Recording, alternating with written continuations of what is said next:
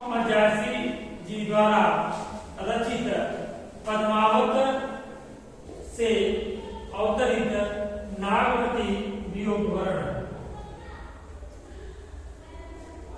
सिंघल के राजा गंधर्वसेन की पुत्री पद्मावती थी। उस पद्मावती के पास एक सुंदर तोता था। तोता सुंदर तो होता ही है, लेकिन उसकी प्रमुख सुंदरता यह थी कि वह स्पष्ट बोलता था, अर्थात वाचाल तोता, यानी कि बोलने वाला तोता। एक दिन किसी कारण बस वह महल से निकल गया, और जब वह महल से निकलता है तो किसी बहेलिये के द्वारा उस तोते को पकड़ लिया जाता है। उस बहेलिये ने उस तोते को ले जाकर के चित्तौड़ में एक ब्राह्मण के हाथों बेच दिया। ब्राह्मण ने तोते की गुणवत्ता जब देखी तो ब्राह्मण बड़े चतुर थे। उन्होंने क्या किया, उन्होंने चित्तौड़ के नरेश राजा रत्नसेन को 1 लाख रुपए में तोता बेचने का कार्य किया। राजा रत्नसेन उस तोते की गतिविधियों से अत्यधिक प्रसन्न थे। उस तोते का बोलना, उस तोते का जो भी कार्य था वह अत्यंत आकर्षित करने लगा। किसको? राजा रत्नसेन। राजा रत्नसेन को उस तोते से बहुत ज्यादा लगाव हो गया। एक समय राजा कहीं गए हुए थे। उसी समय जो राजा की पत्नी थी नागवती, उसने उस तोते से अपने सौंदर्य के विषय में जानने की जिज्ञासा प्रकट, जानने की इच्छा जताई। उस पर उस तोते ने पद्मावती की प्रशंसा की, क्योंकि इसके पहले तो पद्मावती के ही पास होता था। तो पद्मावती के सौंदर्य की प्रशंसा की, और पद्मावती के सौंदर्य के समक्ष रानी नागमती के सौंदर्य को बहुत ही फीका बताया, बहुत ही कम बताया। इस बात को सुनकर के रानी नागमती को अत्यधिक क्रोध आ गया, और रानी नागमती ने उस तोते को मार डालने का आदेश दिया।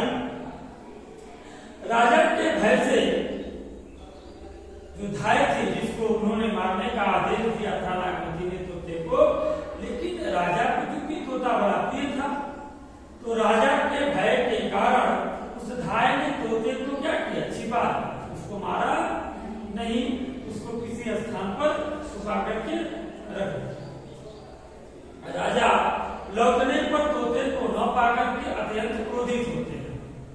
जब राजा शिकार से लौटे और तोते को राजा नहीं पाए तो अत्यंत क्रोधित हो गए। इस पर जो वह तोता था, जिसका नाम हीरामन था, उस तोते का नाम हीरामन था। अंत में वह तोता हीरामन राजा के सामने उपस्थित किया गया। राजा ने उससे संपूर्ण घटना सुनी। जब राजा के समक्ष तोता आया तो राजा ने उस तोते से जितनी भी घटनाक्रम था वह सारी कहानियों को सुनने का कार्य राजा के द्वारा किया गया। पद्मावती के रूप वर्णन को सुनते ही राजा 16,000 कुंवर योगियों के साथ पद्मावती को प्राप्त करने के लिए जोगी का वेश बनाकर निकल गए। तोते के द्वारा जब राजा रत्नसेन पद्मावती के उत्तम सौंदर्य के विषय में सुनते हैं, तो उस पद्मावती से मिलने के लिए, या ये कहें कि पद्मावती के सौंदर्य को देखने के लिए 16,000 कुंवर योगियों के साथ जोगी का वेश धारण करके चल दिए। राजा की अनुपस्थिति में रानी नागमती के वियोग दुख में संतप्त होने का वर्णन जायसी जी ने निम्न प्रकार से किया है। जब राजा पद्मावती से मिलने के लिए राज्य से चले गए, ऐसे में रानी नागमती के जो दुख है, उनकी जो विरह है, उनकी जो पीड़ा है, उस विरह को, उस दुख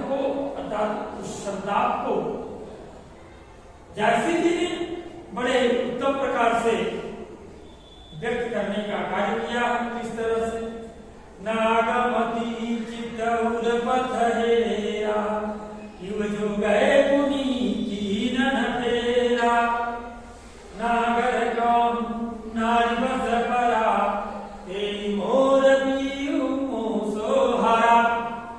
अब देखिए विरह वेदना क्या होती है, संताप क्या है। कई प्रकार से रानी नागमती को दुख हो रहा है, कई कारणों से वह अत्यंत दुखी है। पहला कारण इसको यह सता रहा है कि मुझे क्या जरूरत थी अपने रूप के विषय में उस कुत्ते से जानने की, मेरे अंदर यह जो जिज्ञासा उठी यह अच्छी नहीं थी, यह भी दुख हो रहा है। दूसरा उसको यह भी दुख हो रहा है जब हम कुछ गलत कर बैठते हैं ना, कभी कभी हमारी जिज्ञासाएं कुछ हमसे गलत करा बैठती है, ठीक वही कारण होगा। नागमती की जो जिज्ञासा थी वह नागमती के भविष्य के लिए बहुत ही भयावह हो। नागमती के सुखमय संसार को उसने नष्ट कर दिया। तो राजा को यह भी पश्चाताप हो रहा है कि चलो पूछ लिया तो पूछ लिया, मुझे उसे मारने का आदेश नहीं देना चाहिए था। तो इन सारे दुखों का तो एक समूह उनके हृदय में बनाया हुआ है। और जो सबसे बड़ा दुख हुआ कि आज मेरे उस तोते से सौंदर्य के विषय में पूछना, उस तोते को मारना, अर्थात आज मेरे द्वारा किए गए कर्मों की देन है कि आज मेरे पति अर्थात राजा रत्नसेन योगी वेश धारण करके उस पद्मावती के सौंदर्य पर आकर्षित होकर के उससे मिले। यह पीड़ा तो है ही, उससे अत्यधिक पीड़ा यह भी उनके मन में हो रही है कि कहीं पद्मावती से इन्होंने विवाह कर लिया, पद्मावती के प्रेम प्रसंग में पड़ गए तो फिर तो मेरे लिए और ज्यादा दुख का कारण है, क्योंकि पद्मावती मेरी सौत हो जाएगी।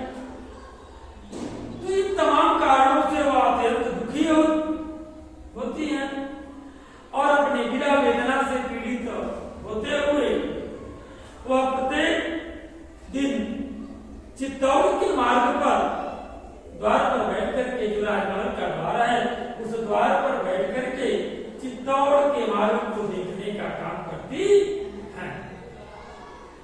चित्तौड़ के मार्ग को देखते हुए उनके मन में तमाम प्रकार के भाव जागृत हो रहे हैं। जैसे कि तोते के प्रति अभी मैं व्याख्या नहीं कर रहा हूं, ठीक है ना, अभी उसको कहानी टाइप बताने का काम। तोते के प्रति उनके मन में भाव हो रहा कि यह तोता कोई साधारण तोता नहीं था, यह तो मेरे लिए काल बन करके आया है जिसने मेरे सभी सुखों को समाप्त किया। इस तोते ने मुझे उसी प्रकार से छलने का कार्य किया है जिस प्रकार से भगवान विष्णु ने वामन रूप धारण करके राजा बलि को छलने का कार्य किया। जो बलि थे वह बड़े ही प्रतापी राजा थे, थोड़ा सा उस पर भी जान लीजिए। बलि ने तीनों लोगों पर विजय प्राप्त कर और वह अश्वमेध यज्ञ कर रहे थे। ऐसे भी भगवान विष्णु ने, बड़े दानी भी थे, भगवान विष्णु ने वामन रूप धारण किया, एक ब्राह्मण का वेश धारण किया जो बौना रूप था, और वह भी चले आए और राजा बलि से कहा कि हे राजन, मुझे मात्र 3 पग भूमि दे। राजा ने जब 3 पग भूमि देने की संकल्प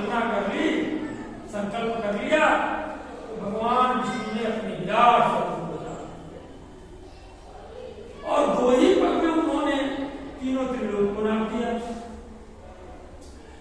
तीसरा पग पूछा, है बलि तीसरा पग मैं कहां रखूं? तो बलि ने कहा कि प्रभु मेरे सिर पर। इस प्रकार से भगवान ने अपने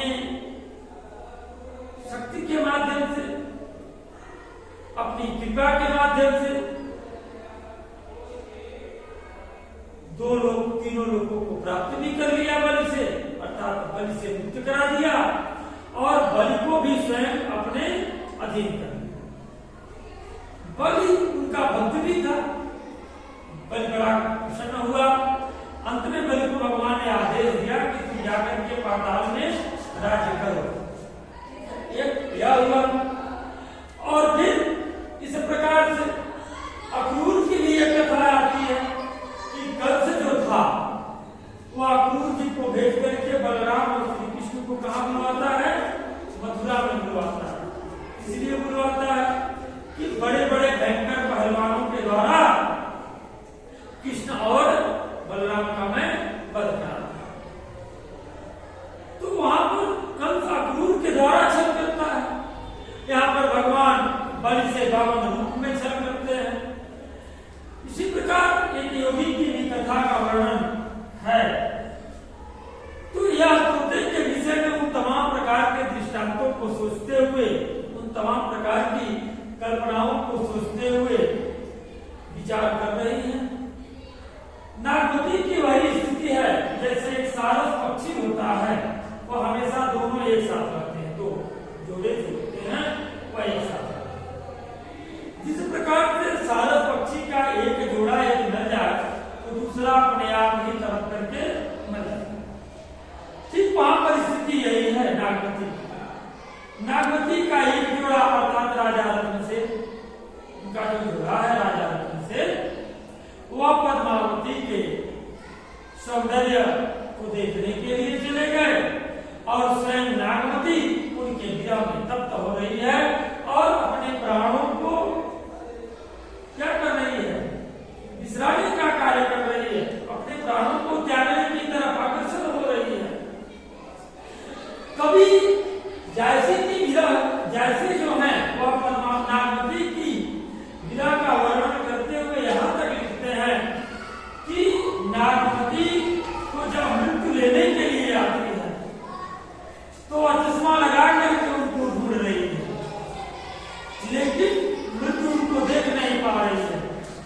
कहानी का आशय यह है कि राजा के विरह में रानी इतनी कमजोर हो चुकी है, इतनी दुबली हो चुकी है कि मृत्यु ही उसको चश्मा लगा करके भी देख नहीं पा रही। आगे का भी वर्णन यही वर्णन मिलता है कि नागमती इतनी कमजोर हो चुकी है कि वह जब सांस लेती है तो ऊपर की तरफ चली जाती है, बिस्तर पर घसीट करके, और जब सांस को छोड़ती है तो नीचे की तरफ चली जाती है। इतना ज्यादा उसके विरह वेदना से उसको कष्टपूर्ण बताया गया है। इस प्रकार से वह नित्य प्रतिशुद्धि चली जाती है। यह भी वर्णन देखने को मिलेगा कि उसके गले में जो हार पड़ा हुआ है वह भी नागमती को अत्यंत भारी प्रतीत हो रहा है। इस प्रकार से तमाम प्रकार के वर्णन है जो जब हम आपको दोहा पढ़ाते जाएंगे और क्रम से समझाने का काम करते जाएंगे। इसी पर आज रहने देते हैं, कल आपको